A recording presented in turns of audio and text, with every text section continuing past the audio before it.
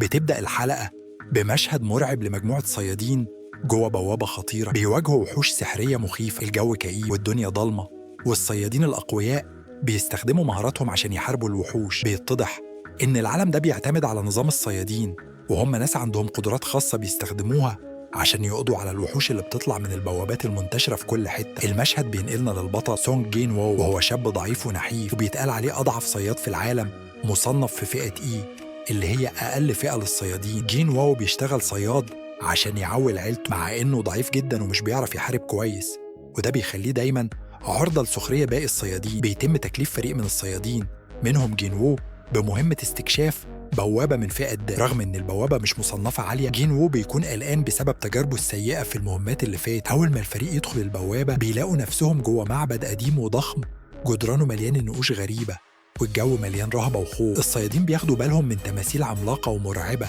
حاسسين إنها بتراقبهم. وأثناء ما هما بيتقدموا جوه المعبد بيلاقوا مسبح غريب عليه كتاب حجري مكتوب فيه 3 قواعد بلغة قديمة. وأول ما بيحاولوا يفهموا القواعد فجأة التماثيل الضخمة بتبدأ تتحرك. القواعد اللي مكتوبة هي: ما تجريش، اركع وصلي، وقدم التضحية. قبل ما حد يفهم ايه اللي بيحصل، التماثيل بتبدأ تهاجمهم بشكل مرعب وبتطلق عليهم سهام قاتلة. في لحظات ناس كتير بتموت والباقيين مرعوبين، وناس بتحاول تجري لكن كل اللي بيجري بيتقتل في لحظات. جين وو والصيادين اللي فاضلين بيلاحظوا ان الناس اللي ما اتحركوش بسرعه ما حدش لامسهم. هنا بيفهموا ان القاعده الاولى ما تجريش حقيقيه. بعد شويه جين وو ياخد باله من تمثال قاعد في وضعيه الصلاه قدام المسبح، فبيقول للباقيين يقلدوه. واول ما الكل بيركع في وضع الصلاه التماثيل بتوقف الهجوم، وده معناه ان القاعده الثانيه اركع وصلي صح. لكن اللغز الاخير بيخوفهم اكتر: قدم التضحيه. الدنيا بتتقلب والكل بيحاول يفهم معناها. فجاه حد بيقول ان لازم يكون في تضحيه بشريه، والكل بيبدأ يبص على أضعف واحد فيهم، جين وو. مع زيادة التوتر والرعب الناس بتدفع جين وو ناحية المسبح،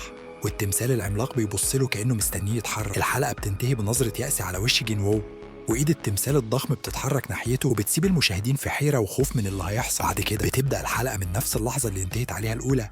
جين وو واقف قدام المسبح والتمثال العملاق بيحرك ايده ناحيته. التوتر في المكان لا يوصف، والناس واقفة متجمدة من الرعب مش عارفين ايه اللي هيحصل. فجأة التمثال بيهوي بإيده الضخمة، لكن في آخر لحظة حد تاني بيتحرك قدام جين وو وبيضحي بنفسه وبيتم سحقه تحت ايد التمثال العملاق. الدم بيتناثر في كل حته والجميع بيترعب اكتر. بعد التضحيه دي التماثيل بتوقف هجومها للحظات وكانها مستنيه حاجه. الصيادين اللي فاضلين بيحاولوا يفكروا بسرعه وبيلاحظوا ان في مسبح تاني مفتوح كانه مستني تضحيه جديده. هنا بتبدا حاله من الجنون، الكل عاوز يهرب بس مفيش طريق للخروج، والتماثيل واقفة مترقبة مستعدة للهجوم في أي لحظة. أحد الصيادين بيحاول يجري ناحية باب الخروج لكنه بيتقتل فورا بسهم سحري بيخترق صدره. في اللحظة دي الكل بيفهم إن مفيش أي مهرب وإن لازم حد يضحي تاني. التوتر بيزيد والناس بتبدأ تبص لبعض بريبة، كل واحد خايف يكون هو اللي عليه الدور. وسط الذعر جين وو بياخد نفس عميق وبيقرر يتحرك بنفسه ناحية المسبح التاني رغم إنه مرعوب، لكنه عارف إن لو محدش ضحى الكل هيموت. بس قبل ما يوصل حد تاني بيتقدم قبله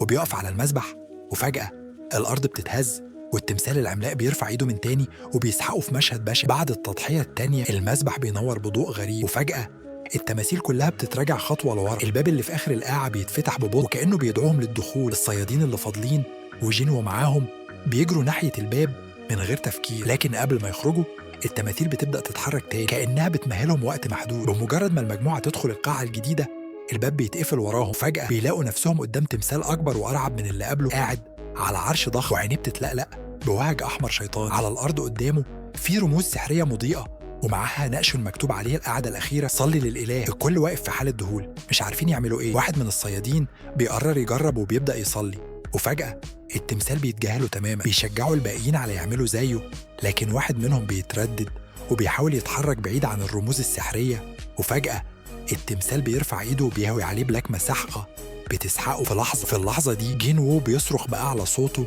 وبيقول للجميع إنهم لازم يلتزموا بالصلاة وإلا هيكون مصيرهم الموت. كلهم بينفذوا كلامه وبيبدأوا يصلوا بسرعة في محاولة يائسة للبقاء على قيد الحياة. التوتر بيوصل لأعلى درجاته والتمثال بيبدأ يتحرك ببطء كأنه بيحكم عليهم واحد واحد. الحلقة بتنتهي بمشهد مرعب، التمثال العملاق بيرفع ايده للمرة الأخيرة ومحدش عارف ايه اللي هيحصل بعد كده. جين وو مغمض عينه ومرعوب مستني مصيره، وسر الموت داخل المعبد لسه مجهول. بتبدأ الحلقة بعد 3 أيام من الكارثة اللي حصلت في الزنزانة المزدوجة. سونج جين وو بيفوق في المستشفى مستغرب انه لسه عايش رغم الإصابات الخطيرة اللي تعرض لها. بيحس ان جسمه ضعيف بس برضه في نفس الوقت عنده إحساس إنه أحسن من الأول شوية، وهو قاعد بيتأمل اللي حصل فجأة بتظهر قدامه نافذة شفافة كأنها من لعبة فيديو. بيلاقي النظام بيقول له إنه بقى لاعب، وده شيء غريب جدا ومش معروف بين الصيادين. في الأول بيفتكر إنه بيتخيل أو إن ده تأثير التعب، لكنه بيكتشف إنه مش قادر يتجاهل اللي بيحصل والنافذة لسه ظاهرة قدام. بعدها بلحظات النظام بيبعت له إشعار تاني بإنه عنده مهام يومية لازم ينفذها، والمهام دي عبارة عن مجموعة تمارين بدنية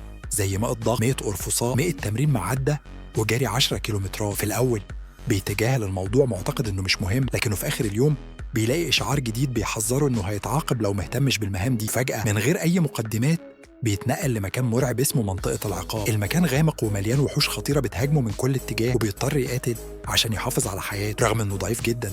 بيحاول يهرب أو يدافع عن نفسه، لكنه بيتبهدل بسبب قلة قوته. بعد معاناة رهيبة بينجح إنه يفضل عايش لحد ما العقوبة تخلص، وفجأة بيلاقي نفسه راجع تاني لأوضة المستشفى وهو في حالة رعب وذهول من اللي حصل. بعد اللي شافه بيقتنع إن الموضوع مش هزار، وإنه لو تجاهل الأوامر ممكن يلاقي نفسه في مشكلة كبيرة تاني. اليوم اللي بعده بيقرر يلتزم بالمهام وبيبدأ يعمل التمارين المطلوبة منه رغم التعب والإرهاق اللي بيحس بيه. مع مرور الأيام بيلاحظ إنه بقى أقوى جسدياً وإن تحمله زاد، حاجة عمره ما كان يتخيلها تحصل. جسمه بقى في حالة أفضل، لكنه لسه مش متأكد إذا كان النظام ده فعلاً هيديه القوة الكافية عشان يبقى صياد قوي بجد. بعد شوية تدريب بينضم لفريق صيادين عشان يدخلوا زنزانة جديدة، وهناك زملائه بيلاحظوا إنه بقى أنشط وأقوى من الأول. صحيح إنه لسه مش بقوة الصيادين الكبار، لكنه حاسس إن النظام ده فرصته الوحيدة عشان يغير مصيره، وبيقرر يستمر في التطور واستكشاف قوته الجديدة لأقصى درجة ممكنة.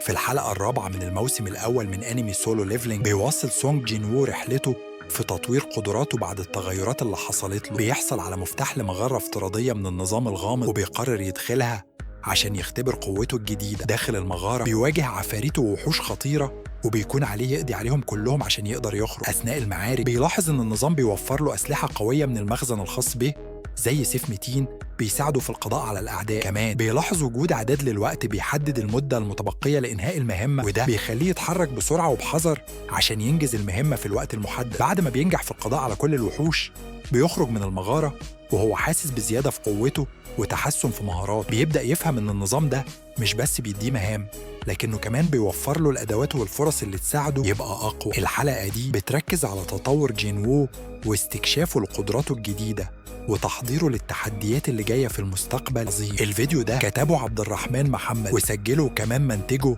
ومتنساش تعملوا فولو لصفحه فيلمك على السريع عليا فيسبوك وتيك توك وانستجرام، ومتنساش اللايك والاشتراك في القناة وتفعل الجرس.